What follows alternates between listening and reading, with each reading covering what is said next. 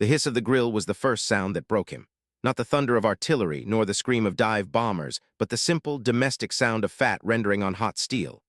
Oberleutnant Klaus Richter, a veteran of the brutal Eastern Front and the desperate fighting in North Africa, stood in a clean, orderly line in a camp he couldn't have imagined just weeks before. This wasn't a barbed wire hellhole in the frozen mud of Russia. This was Aliceville, Alabama. The air was thick with humidity and the smell of pine, but overriding it all was an aroma so foreign, so decadent it felt like a hallucination, roasting meat. On his tray, a mess hall worker unceremoniously dropped a thick, perfectly grilled steak, its juices pooling next to a mountain of mashed potatoes and a glistening slice of apple pie. Klaus stared. He had not seen such a cut of meat since a pre-war family celebration.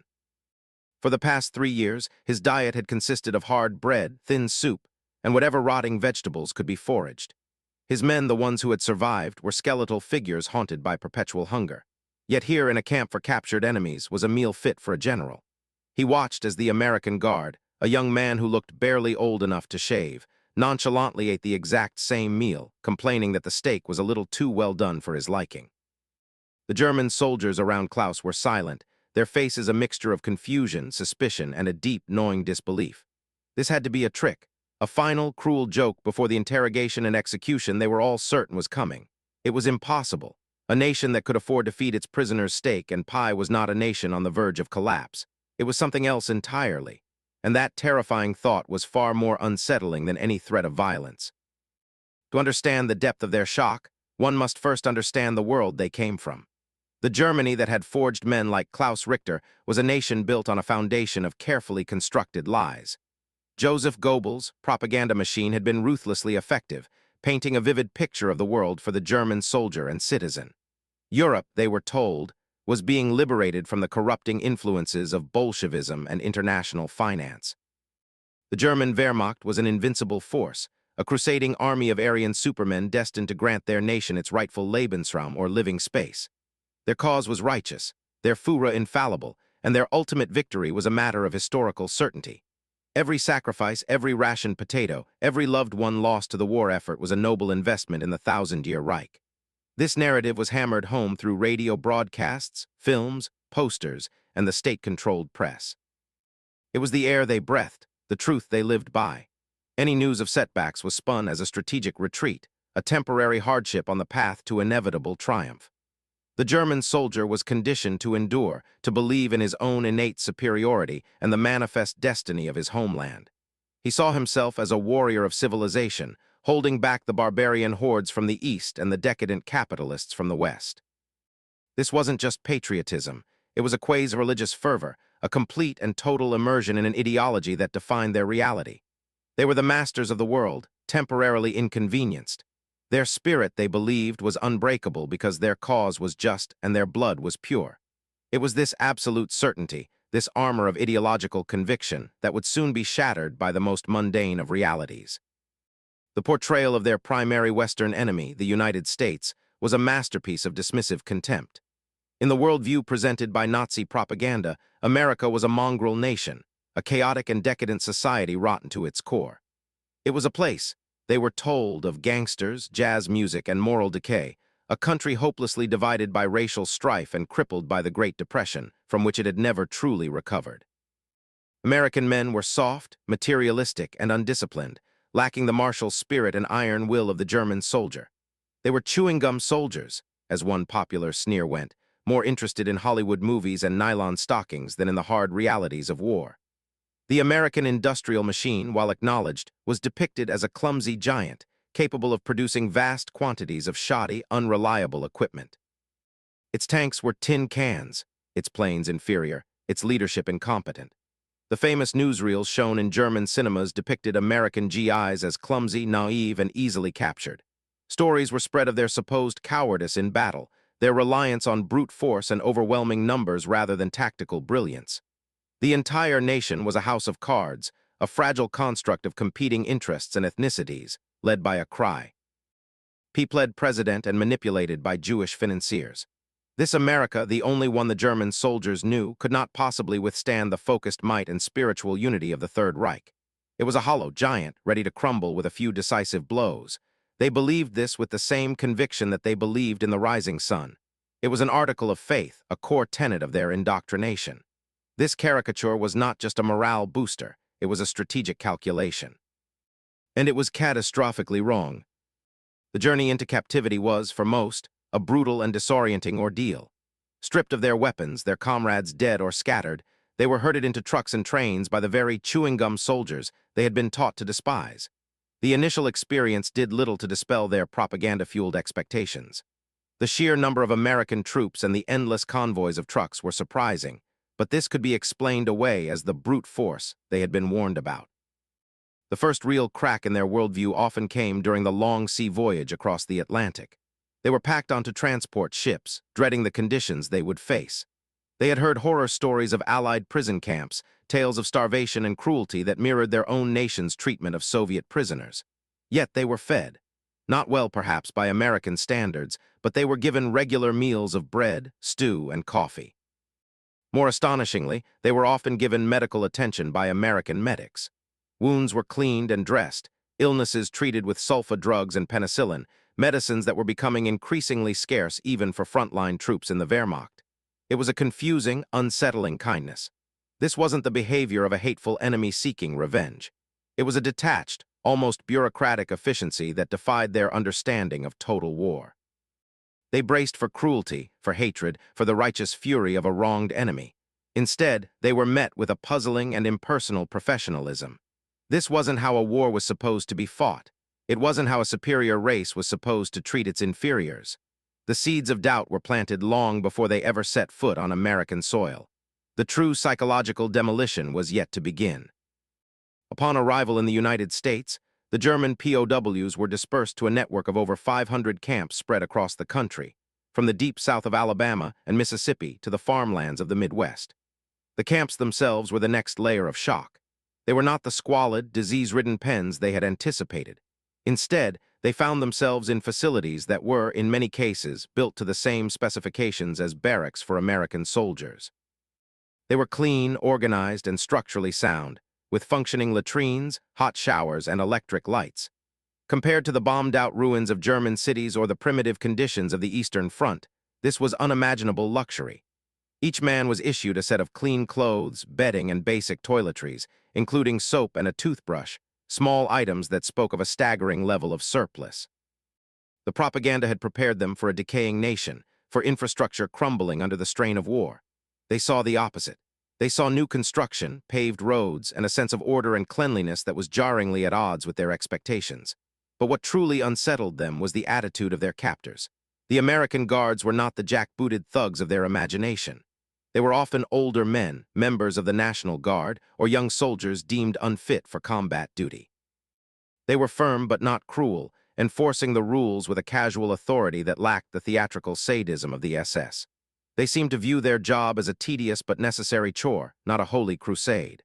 For the German prisoners, steeped in an ideology of passionate hatred, this lack of passion was the most confusing thing of all. They were the enemy, the embodiment of evil in the eyes of the Allies. Why weren't they being treated as such? The answer was beginning to dawn on them, and it was a terrifying one. Perhaps, to this vast and powerful nation, they simply weren't that important. The daily routine of camp life became a relentless assault on their preconceived notions, and it began with food. The steak and pie of that first meal was not a one-time fluke, not a propaganda stunt. It was the norm. Breakfast consisted of eggs, bacon, toast with butter and jam, and coffee with real sugar and milk. Lunch was often sandwiches thick with meat and cheese or hearty stews. Dinner was a rotation of roasted chicken, pork chops, and yes, more steak. They were served vegetables they'd only seen in magazines and desserts every single day. Cakes, puddings, ice cream. The caloric intake for each prisoner was mandated by the Geneva Convention and was set to be the same as that for an armory. Soldier. This meant they were often eating better than they had as frontline troops for the Wehrmacht, and certainly better than their own families back in starving, blockaded Germany. The sheer abundance was staggering. They saw crates of oranges from Florida, mountains of potatoes from Idaho, sides of beef from Texas. The camp kitchens were overflowing with white flour, sugar, coffee, and condiments, luxuries that had vanished from German civilian life years ago. One German U-boat crewman, captured and sent to a camp in Arizona, wrote in his diary that he had gained 25 pounds in his first 2 months of captivity. He couldn't understand it. How could a nation engaged in a global war possess such a surplus of food? Where were the victory gardens, the rationing, the hunger? It was more than just nourishment. It was a weapon. Every meal was a silent, undeniable testament to the enemy's power, a demonstration of an agricultural and logistical machine so vast, so efficient, that it could feed its own armies, its allies, its civilian population, and its prisoners of war without any apparent strain. And it was just the beginning of their education. Beyond the shocking abundance of food, it was the small, ubiquitous luxuries that began to dismantle the German soldiers' sense of reality. Every prisoner was given a weekly ration of cigarettes, brands like Camel, Lucky Strike, and Chesterfield.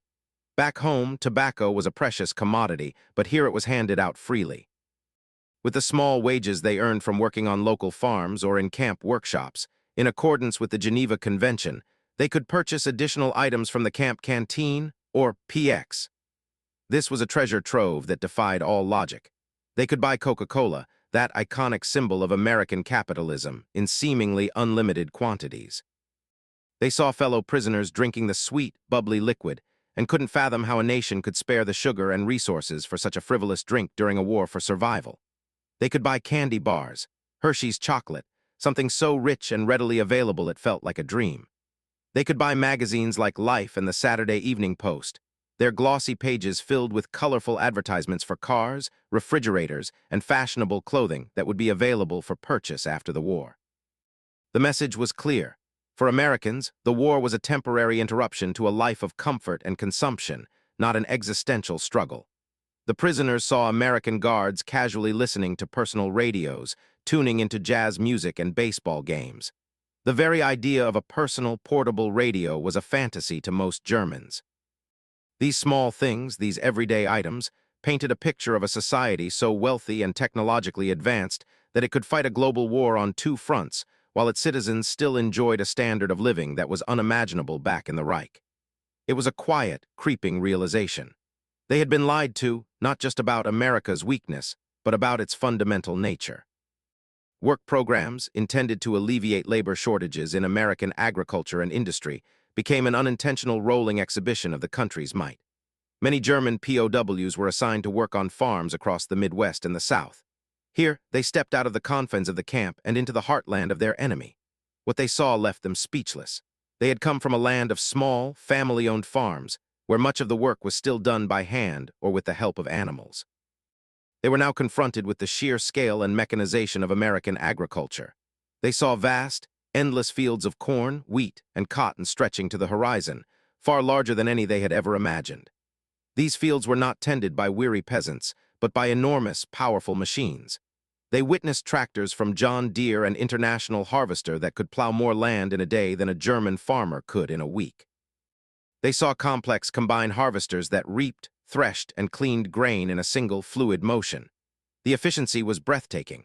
They learned that many of the American farmhands, the old men and young boys they worked alongside, owned their own automobiles. They drove to the fields in Ford pickups, a concept as alien as flying to the moon for a typical German farmer. They saw a network of grain elevators, silos, and freight trains that moved this incredible bounty across the continent with effortless speed. This was the source of the steak and pie. It wasn't a trick. It was the output of a system, an agricultural juggernaut that Germany could not hope to match. It was a humbling, demoralizing lesson taught not in a classroom, but in the sweltering heat of an Arkansas cotton field or a Nebraska cornfield. They were not just fighting an army, they were fighting a continent. For the prisoners who were officers or had technical skills, the revelations continued with I. In the camp walls, many camps published their own German-language newspapers, printed on mimeograph machines with seemingly endless supplies of paper and ink. These papers contained news from the front, heavily censored and framed from an Allied perspective, of course, camp announcements, and even sports scores. The very existence of such a thing was a shock. The idea that their captors would not only allow but facilitate their own press was a foreign concept, a stark contrast to the top-down, state-controlled information they were used to. Furthermore, the camps offered educational opportunities. The Americans, in a forward-thinking move, established intellectual diversion programs. Prisoners could take classes in English, American history, civics, and even vocational skills like mathematics and engineering. The University of Chicago and other institutions developed curricula specifically for the camps. Textbooks were plentiful. German-speaking American officers or university professors were sometimes brought in to teach. For the German soldiers, who had been taught that America was an uncultured nation, this was a profound contradiction. They were being offered an education by their enemy. It was a form of psychological warfare so subtle, so disarming, that it was far more effective than any overt propaganda. They were being treated not as subhuman enemies to be broken, but as men to be re-educated, to be shown a different way of thinking. The camp library, stocked with books in both German and English, became a sanctuary for many. There they could read about American democracy, its history of debate and dissent, and begin to grasp the principles of a free society. It was a quiet revolution of the mind, taking place one book, one lecture at a time. The sight of American women was another profound cultural shock that chipped away at the Nazi ideology. The Third Reich had a very rigid and clearly defined role for women. Kinder, Kuch, Kirch, children, kitchen, church. Their primary function was to be mothers to future Aryan soldiers and to maintain the home. While women did work in German factories out of wartime necessity, the ideal was one of domesticity. Propaganda celebrated the robust, childbearing German Frau. What the German POWs saw in America was utterly different. When they were transported through towns or worked near factories, they saw women in roles of public prominence and authority. They saw women driving cars, working as mechanics, operating heavy machinery in factories, and even serving as police officers directing traffic. They were struck by their confidence, their independence, and their style. The American women they saw in magazines and in person did not fit the mold of the sturdy peasant. They were fashionable, wore makeup, and carried themselves with an air of self-assurance that was both alluring and intimidating. This image directly contradicted the Nazi portrayal of American society as decadent and its women as morally loose. Instead, they saw a nation where women were an integrated and vital part of the public and economic sphere. It was a sign of societal health and resilience, not decay. It suggested that America could draw on the talents of its entire population, not just half of it. The sight of a Rosie the Riveter, covered in grease and confidently wielding a welding torch, was a more powerful piece of counter-propaganda than any leaflet. It was a living, breathing refutation of their Führer's worldview, a symbol of a modern, dynamic society that they were only just beginning to comprehend. Perhaps nothing symbolized the sheer, unthinking industrial superiority of the United States more than the railroads. For prisoners being transported from coastal ports to inland camps, the journey by train was an education in itself. In Germany, the rail system was a strategic asset, strained to the breaking point by the war. Every locomotive, every piece of rolling stock was precious. Civilian travel was heavily restricted, and freight was prioritized for troops and essential war materials. The POWs expected to see a similar situation in America. Instead, they were greeted by a spectacle of logistical excess that bordered on the absurd. They saw freight trains that seemed to stretch for miles, pulled by massive, powerful locomotives, thundering down the tracks one after another. There were cars filled with coal, cars filled with lumber, cars filled with new automobiles straight from the factory, and countless refrigerated cars carrying the produce and meat that stocked their camp kitchens. They passed sprawling rail yards with hundreds of tracks, all bustling with activity. It was a circulatory system of commerce and industry, moving the lifeblood of a continental economy with breathtaking efficiency. What was most shocking was what these trains were not carrying. They saw passenger trains, clean and modern, filled with civilians going about their daily lives. The system was so vast, so robust, that it could support a massive war effort on the other side of the world without significantly disrupting the civilian economy. One German officer, watching this endless parade of steel and steam from his window, was reported to have turned to a fellow prisoner and said, "We will not win this war." It was a simple statement of fact, a conclusion reached not from a battle report, but from observing the undeniable, overwhelming reality of the American railroad. The war was already lost. The Germans just hadn't realized it yet. The medical care afforded to them as prisoners was perhaps the most deeply unsettling paradox. In the brutal calculus of total war, as practiced by the Third Reich especially on the Eastern Front, the enemy was vermin. A captured Soviet soldier was lucky if he wasn't shot on the spot. He could expect starvation, disease, and death in a German camp. It was the natural order of things. The German POWs in America, however, found themselves in a bizarre alternate reality. When they became sick or were suffering from old combat wounds, They were sent to the camp infirmary or even to a full-fledged American military hospital. There, they were treated by American doctors and nurses with the same professionalism and care given to American soldiers. They were operated on using sterile equipment, given anesthesia, and administered life-saving drugs like penicillin, which was still a miracle substance in short supply back home. A German soldier with a severely infected wound that would have meant certain amputation and likely death in a German field hospital could find himself receiving state-of-the-art treatment from his sworn enemy. This act of treating the enemy's body while his mind was still captive created a profound cognitive dissonance. It was an act of humanity that their own ideology had deemed a weakness. Why would a nation waste its precious medical resources on men who, just weeks before, were trying to kill its sons? It made no sense from a strategic or ideological perspective. It could only be understood as a reflection of a different set of values, a different moral code. This quiet, efficient compassion was more unnerving than open hostility. It suggested a confidence, a moral certainty that the Nazi regime, with its foundations of hatred and death, could never possess. It was another crack in the fortress of their beliefs. The escalation from basic comforts to military might was a gradual but terrifying awakening. While many POWs were in rural camps, some were located near military bases or industrial centers. It was here they got a glimpse of the real teeth of the American war machine. From their compounds, they could hear the constant drone of engines. They would look up to see the sky filled with aircraft. Not just a handful of fighters on patrol, but vast formations of B-17 flying fortresses and B-24 Liberators, flying in precise, seemingly endless waves as they trained for the daylight bombing raids that were systematically dismantling German industry. They saw swarms of P-51 Mustangs and P-47 Thunderbolts, fighters whose power, range, and sheer numbers were far beyond what the Goebbels-approved newsreels had ever shown. Some prisoners worked on road crews near military installations and saw convoys of brand-new M4 Sherman tanks, not by the dozen, but by the hundred rolling straight from the factory to the ports. They saw fleets of 2.5-ton trucks, the legendary Deuce and a Half, the vehicle that became the workhorse of the entire Allied army. The scale was inhuman. In Germany, the production of a single Tiger tank was a major industrial achievement. Here, tanks and planes seemed to be produced with the same casual, mass-market efficiency as Coca-Cola.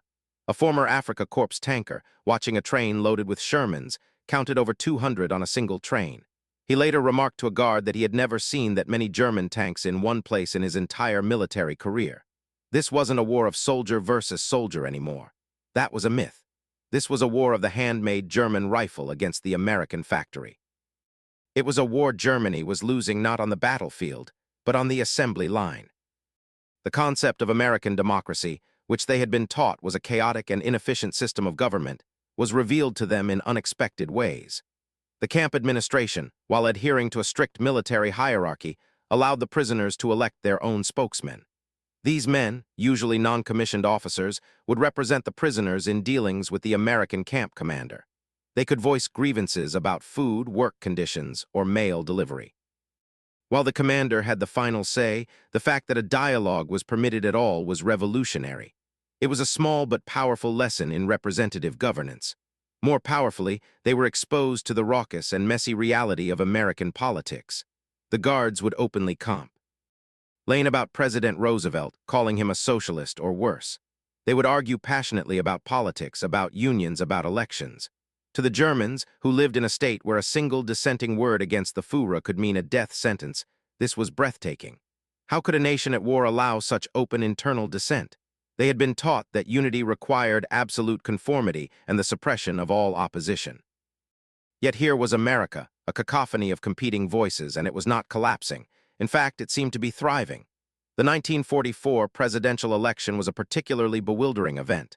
They saw their captors, the very men holding guns on them, passionately debating between Roosevelt and Dewey, and then going off to vote. The nation was literally choosing its leader in the middle of the greatest war in its history. This wasn't a sign of weakness.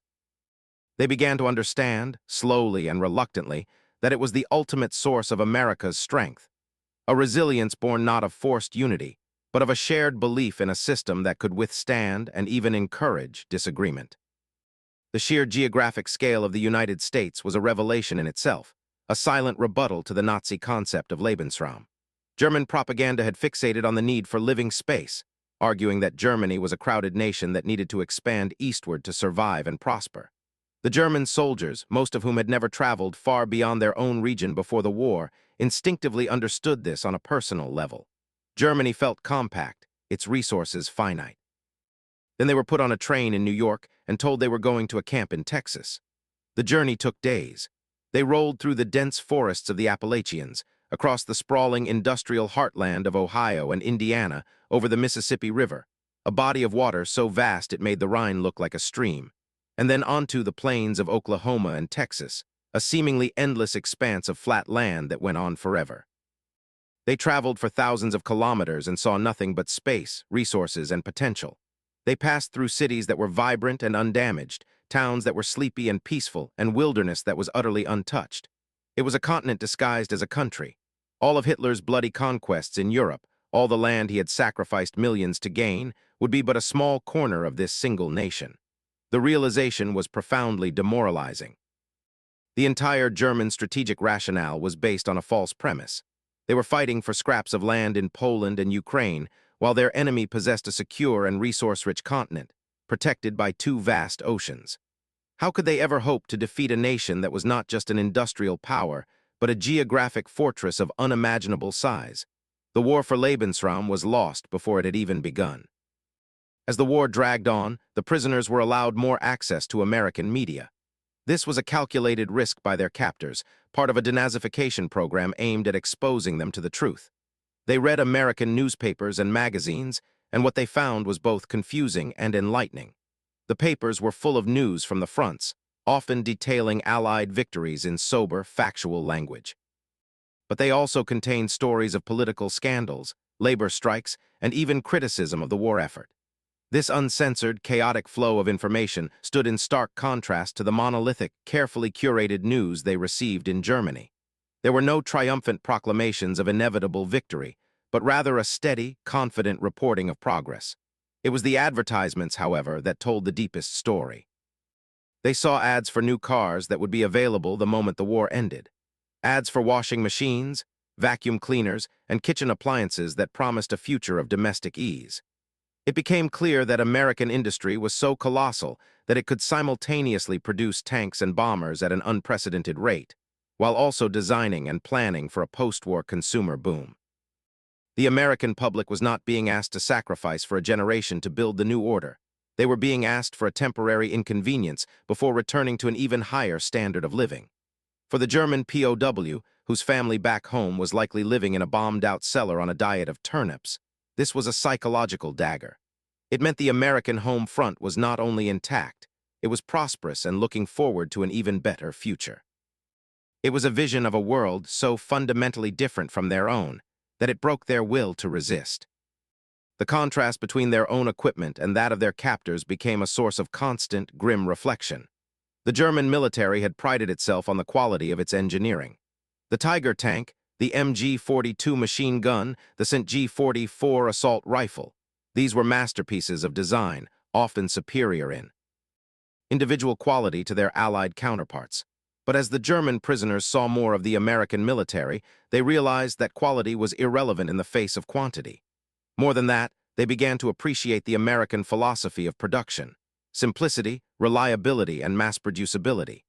The M4 Sherman tank, which they had derided, was mechanically simple and easy to repair. For every complex Tiger tank that broke down and had to be abandoned, the Americans could field a dozen Shermans. They saw the Jeeps, small, rugged, versatile vehicles that were seemingly everywhere, performing every imaginable task. Germany had nothing like it. They saw the standard-issue M1 Garand rifle, a semi-automatic weapon that gave the average American GI a significant firepower advantage over his German counterpart, who was still equipped with a bolt-action rifle. Even the uniforms and boots of the American soldiers were of a higher quality, more durable and better suited to the conditions. Every item from a K-ration packet to a 2.5-ton truck spoke of a design and production system that prioritized function and volume over complex artisanal perfection. It was a different way of war, a blunter instrument, but an overwhelmingly effective one. Germany had built a scalpel, America had built a sledgehammer. And in a war of attrition, the sledgehammer always wins. The final layer of industrial awe often came from a place they couldn't see directly but whose effects were undeniable: the sea. Many of the prisoners, especially the U-boat crews of the Kriegsmarine, had been at the forefront of Germany's attempt to strangle Britain and cut off American supply lines. They had been the tip of the spear. They had believed for a time that they were winning the Battle of the Atlantic. In the American POW camps, they learned the brutal truth. They read reports of the colossal shipbuilding effort. Henry J. Kaiser's shipyards were launching Liberty ships at a rate that defied belief, sometimes building an entire cargo vessel from keel to launch in a matter of days. For every German U-boat that managed to sink an Allied ship, the Americans were launching 5 or 10 or 20 more to replace it. The U-boat sailors, who had risked their lives in claustrophobic steel coffins, felt a sickening sense of futility. Their sacrifices, their victories, their dead comrades, it had all been for nothing. They had been plugging a hole in a dam with their finger while an ocean surged over the top. The Americans had not just won the battle of production, they had rendered it irrelevant. The logistical chain connecting American factories to the European battlefields was an unbreakable bridge of ships, an achievement of industrial power that dwarfed anything Germany could muster. For the proud sailors of Karl Dernitz's U-boat fleet, this realization was the ultimate defeat. They had been fighting not just the Royal Navy or the U.S. Navy, but the American shipyard, and it was a foe they could never sink. The turning point was not a single event, but a slow, crushing accumulation of evidence. It was the moment when disbelief curdled into despair. The steak and pie, the Coca-Cola, the endless trains, the swarms of bombers, they were not individual curiosities anymore. They were data points in an undeniable equation of defeat. For men like Oberleutnant Klaus Richter, the process was an intellectual one. He would sit in the camp library, piecing together the information from American magazines and newspapers. He'd read about crop yields in Iowa, steel production in Pennsylvania, and oil output in Texas. He'd look at maps and grasp the sheer scale of the resources at his enemy's command. He compared it to the dwindling, desperate state of the German war economy, which was now cannibalizing itself to survive, melting down church bells for copper and running its synthetic oil plants around the clock under a rain of Allied bombs. The conclusion was as simple as it was brutal. Germany could not win. It was mathematically impossible.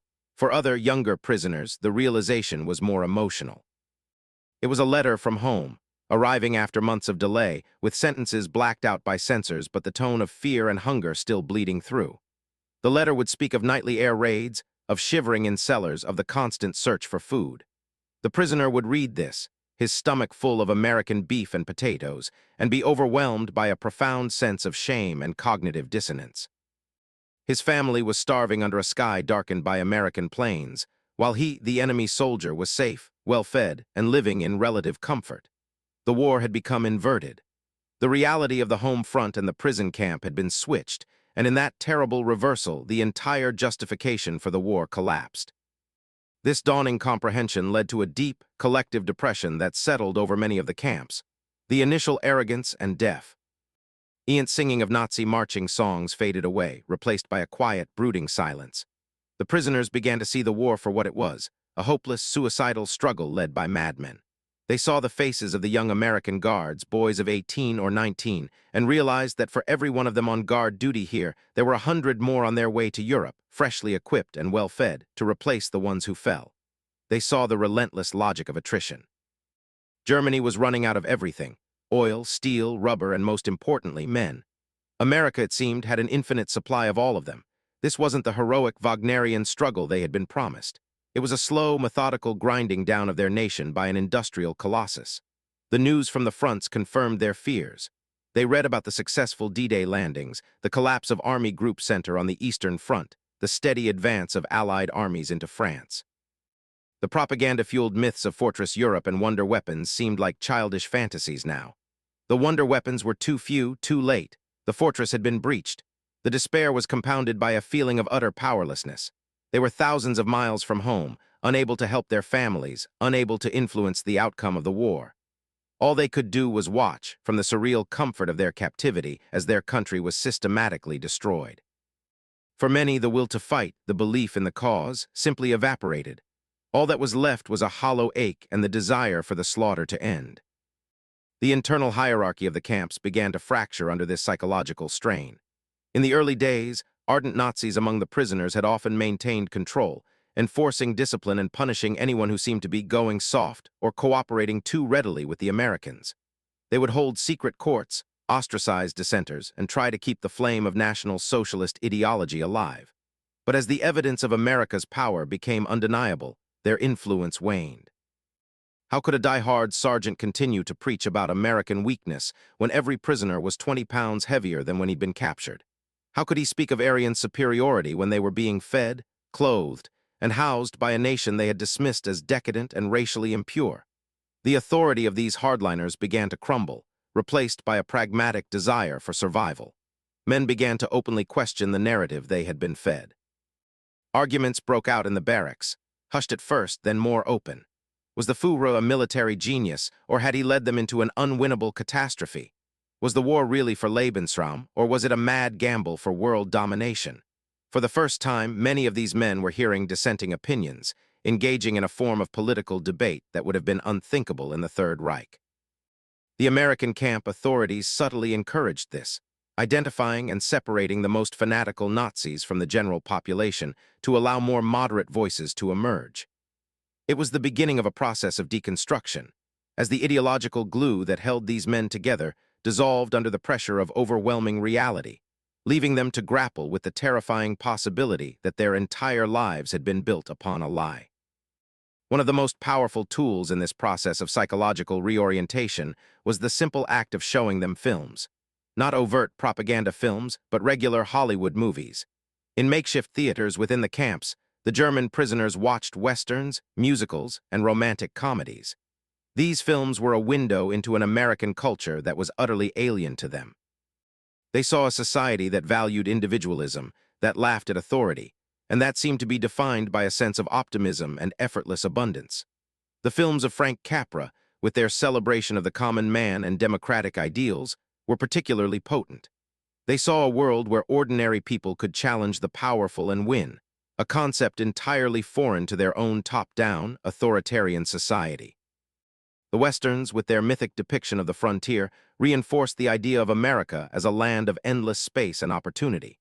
But even the light-hearted musicals had a profound effect. The elaborate sets, the stunning costumes, the sheer spectacle of it all. It was produced by a nation that clearly had energy and resources to spare for entertainment. While Germany's UFA studios were churning out grim, nationalistic war epics, Hollywood was producing escapist fantasies in glorious technicolor. This cultural output was a direct reflection of the society that created it. It spoke of a nation so confident in its ultimate victory that it never stopped dreaming, laughing, or singing. For the German POWs, sitting in the dark, watching these flickering images of a life they could barely imagine, it was another nail in the coffin. Of their morale, the chewing gum soldiers also made the world's best movies. It was yet another front on which Germany simply could not compete.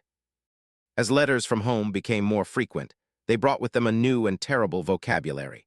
Words like Bombenacht, bombing night, Ostgebombt, bombed out, and Ruinenlandschaft, landscape of ruins, filled their pages.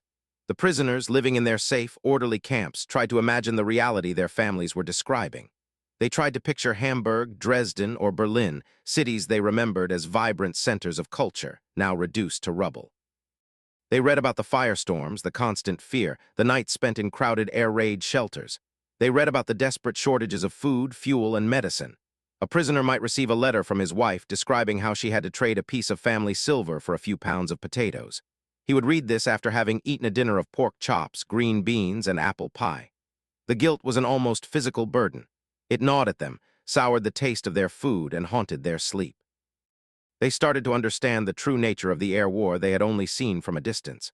The formations of B-17s they saw training overhead were not just symbols of industrial might. They were the instruments of their homeland's destruction. The very system that provided them with safety and abundance was simultaneously visiting an apocalypse upon their loved ones. This terrible irony was not lost on them. It created a bizarre sense of complicity and helplessness. They were enemies of America, yet they were also its dependents, living off the surplus of the same machine that was methodically erasing their world from the map. The psychological torment of this position was, for many, the heaviest blow of all.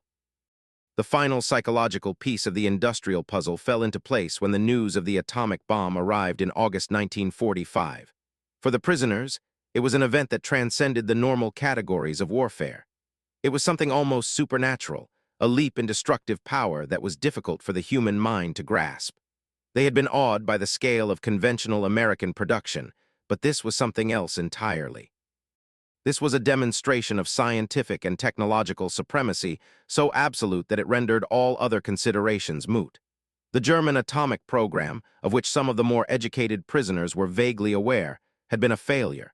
They had the scientific genius but lacked the industrial capacity and resources to see it through. The Americans, it was now clear, had both. The Manhattan Project was the ultimate expression of the American system, the ability to mobilize immense financial, industrial, and intellectual resources and focus them on a single, secret, and monumentally complex goal. The news of Hiroshima and Nagasaki ended any lingering, desperate hopes of a German wonder weapon that could turn the tide. It was the final, irrefutable proof that they had been engaged in a contest that was not even close. They were not just outproduced, they were outthought, out-innovated, and out-resourced on a level they had never imagined. The atomic bomb was the full stop at the end of a long sentence that had begun with a slice of apple pie. The message was the same, merely scaled up to a terrifying, apocalyptic degree. Resistance is futile. The industrial giant had awoken, and it could now wield the power of the sun. With the war over and the full extent of Germany's defeat laid bare, the American authorities began the final, most difficult phase of their program, confronting the prisoners with the moral reality of the regime they had served. It was no longer about demonstrating industrial might. It was about forcing a confrontation with evil. In camps across the country, the prisoners were required to watch newsreels taken by Allied photographers and film crews at the newly liberated concentration camps of Bergen-Belsen, Buchenwald, and Dachau. The lights would dim, the projector would whir to life, and the silent, spectral images would flicker across the screen. There were the skeletal, hollow-eyed survivors, the walking dead. There were the piles of emaciated bodies, bulldozed into mass graves. There were the gas chambers, the crematoria, the stacks of human hair and gold teeth.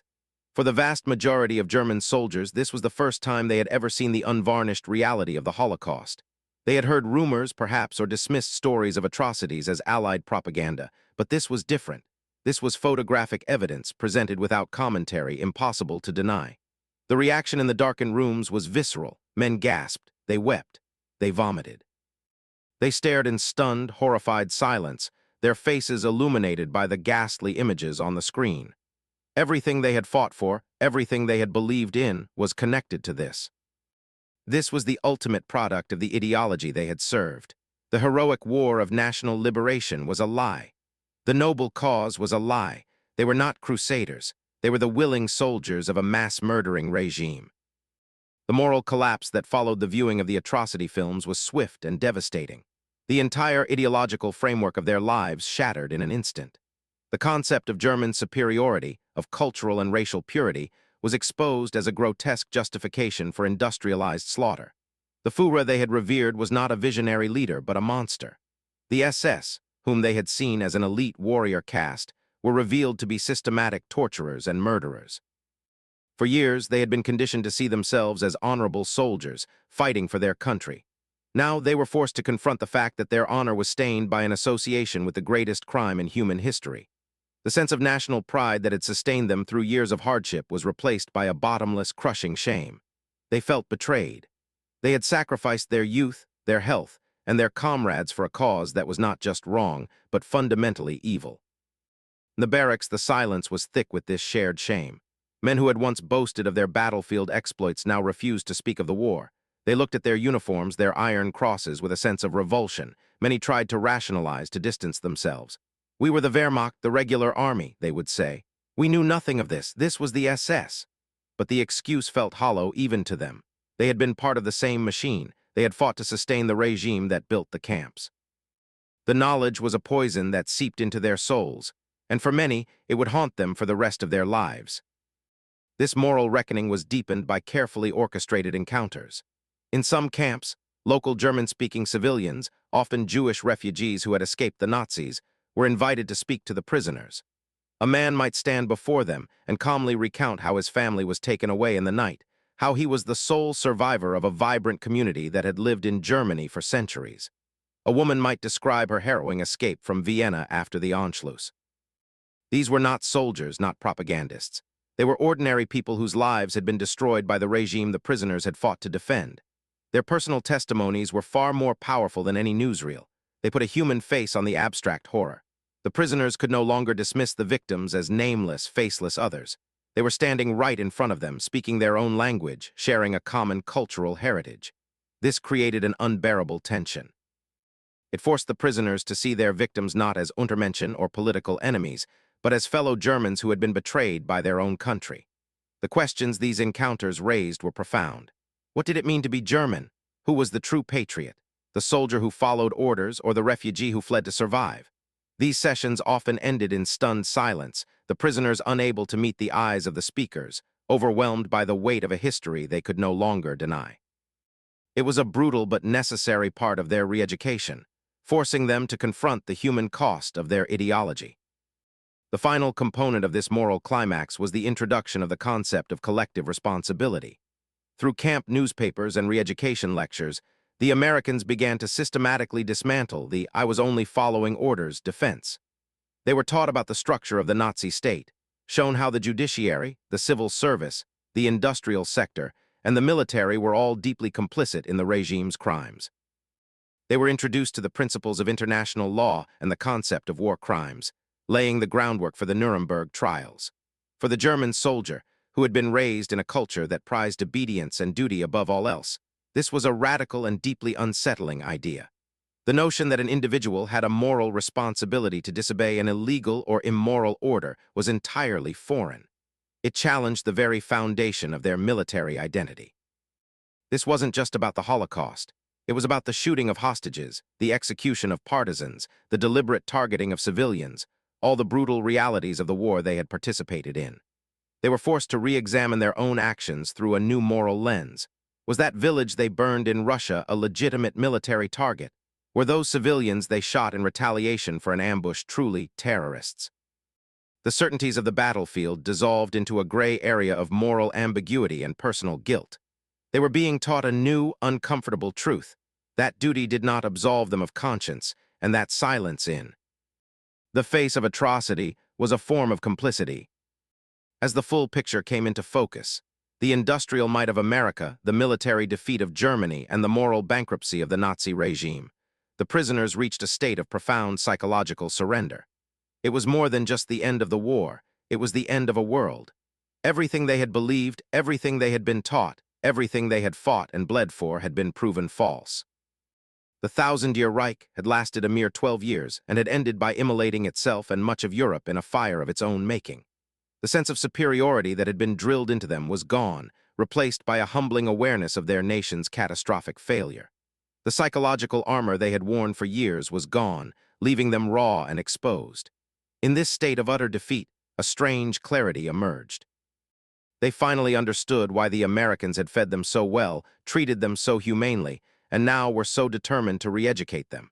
It was not weakness or naivety. It was a demonstration of a different kind of power. It was the power of a system so confident in its own strength and its own values that it did not need to resort to sadism or cruelty. It could afford to be magnanimous in victory. It was the power of a nation that was not just winning the war, but was already building the peace that would follow. For the German POW, this was the ultimate unanswerable checkmate. They had lost not only on the battlefield, but in the realm of ideas, morals, and human decency. In the months and years following the end of the war, the mission of the POW camps shifted entirely from containment to rehabilitation. The intellectual diversion programs were expanded into a formal and systematic process of denazification and democratic re-education. The goal was to send these men back to Germany not as bitter, defeated soldiers nursing a grudge, but as potential seeds for a new, democratic society. The curriculum was intensive. They learned about the Weimar Republic, dissecting its failures and understanding how it gave rise to Hitler. They studied the American Constitution and the Bill of Rights. They were taught the principles of federalism, the importance of a free press, and the mechanics of a multi-party political system.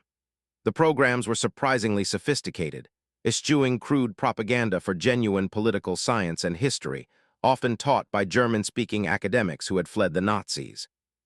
The prisoners, stripped of their former ideology and desperate for a new framework to understand the world, were often receptive students.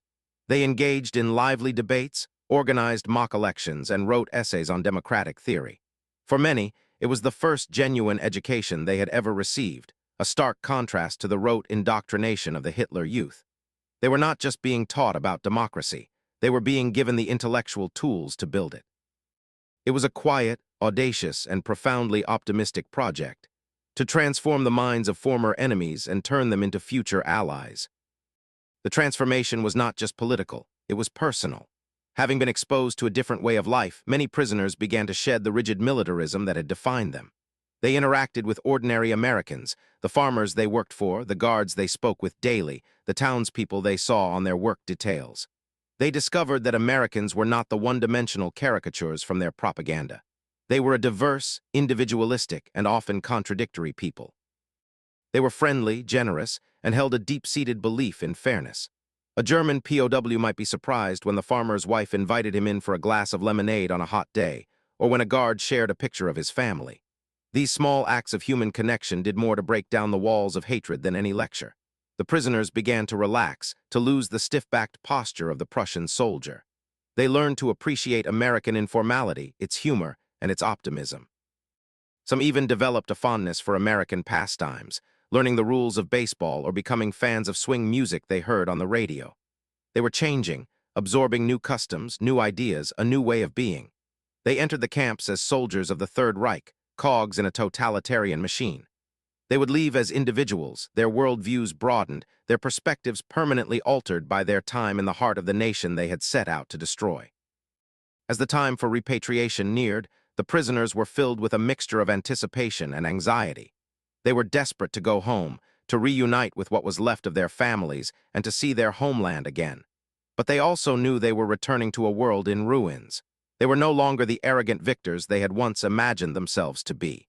They were the defeated soldiers of a disgraced nation, returning to a country occupied by foreign powers, and they carried with them a heavy burden of knowledge.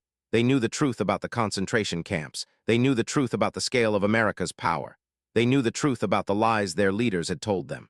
How would they be received? Would anyone believe them? Would their families, who had suffered so much, resent them for the relative safety and comfort they had experienced? They were also returning as different men. They could no longer see the world in the simple black and white terms of Nazi ideology. They had seen that democracy, for all its messiness, worked. They had seen that a society could be strong without being brutal. These were dangerous ideas to bring back to a population still reeling from trauma and indoctrination. They were caught between two worlds, the America they were leaving and the Germany they were about to rediscover. Their journey home would be more than a physical transit. It would be a journey into a deeply uncertain and challenging future. Beginning in late 1945 and continuing for several years, the German POWs were shipped back to Europe. They arrived in shattered ports, in cities that were little more than mountains of rubble. The Germany they returned to was a ghost of the one they had left. The people were hungry, demoralized, and traumatized. In this landscape of despair, the returned POWs became an unlikely source of information, and in some cases, hope. They told their families and neighbors what they had seen in America. They spoke of the endless fields of wheat, the massive factories that never stopped running, the incredible wealth and power of the nation across the sea. At first, many were not believed. Their stories of steak dinners and ice cream sounded like mad fantasies to a people subsisting on watery soup. But as more and more soldiers returned from American camps with the same stories, the reality began to sink in. They also brought back the terrible knowledge of the Holocaust, confirming the rumors that had circulated and forcing a national confrontation with guilt. And they brought back the lessons in democracy. Men who had been re-educated in American camps would go on to become mayors, trade union leaders, and civil servants in the new West German government. They had seen a functioning democratic society firsthand, and they had a practical understanding of how it could work. They were, as the American program had intended, seeds of a new Germany, carrying a first-hand report of a world their countrymen could not have imagined. Looking back, the story of the German POWs in America is a powerful lesson in the nature of modern warfare. It demonstrates that wars are not won by ideology or fighting spirit alone. They are won by logistics, by industry, by the capacity of a nation to mobilize its resources, and by the resilience of its social and political systems. The German soldiers arrived in the United States prepared for a battle of wills, believing their superior Nazi ideology would sustain them. They were completely unprepared for a battle of production, a contest they had lost before they even stepped onto the battlefield. The steak and pie that so shocked them on that first day was more than just food. It was the leading edge of a relentless psychological campaign, an unintentional but devastatingly effective demonstration of power. Every slice of bread, every cup of coffee, every Hershey bar was a testament to a system that Germany could not comprehend, let alone defeat. America's greatest weapon in this psychological war was not propaganda, but reality. It did not need to invent stories of its strength, it simply had to show it. The POWs were defeated not by bullets or bombs, but by the quiet, overwhelming, undeniable evidence of their own senses. They tasted, saw, and heard the truth of American power, and it broke them far more completely than any physical hardship could have. The experience also reveals a fundamental truth about the two societies that clashed in the Second World War. The Nazi regime was a system built on scarcity, fear, and control. It demanded total sacrifice from its people for a goal of racial domination. Its power was brittle, derived from a hollow ideology that shattered on contact with reality. In contrast, the America the prisoners discovered was a system built on abundance, confidence, and a messy, chaotic freedom. Its power was deep and resilient, rooted in its vast resources, its innovative capacity, and the fundamental optimism of its people. The humane treatment of the prisoners, mandated by the Geneva Convention but carried out with a uniquely American efficiency and lack of malice, was not a sign of weakness. It was the ultimate sign of strength. It was the behavior of a nation so secure in its power and its moral position that it could afford to be decent to its enemies.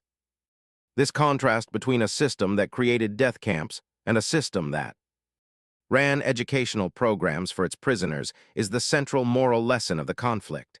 It is a reminder that a nation's true strength lies not in its capacity for cruelty, but in its ability to uphold its values, even in the midst of total war.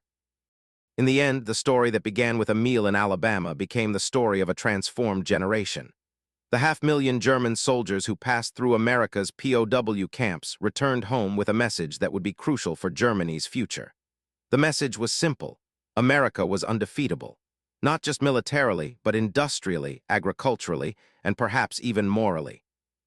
This knowledge helped to extinguish any lingering embers of Nazi revanchism, any thought of a stab-in-the-back myth like the one that had poisoned Germany after the First World War. The defeat had been too total, the evidence of the enemy's power too overwhelming. These former soldiers, who had seen the giant with their own eyes, became an essential voice for realism and reconstruction. They helped anchor West Germany firmly in the Western Alliance, having a first-hand understanding of the power and values of its leader. The steak and the apple pie were the first lesson. They were symbols of a nation that could produce both guns and butter in unimaginable quantities. It was a lesson in modern economics, in industrial power, and in a way of life that ultimately proved more powerful and enduring than any ideology of hate. For more untold stories from the Second World War, be sure to subscribe and join our community of history enthusiasts.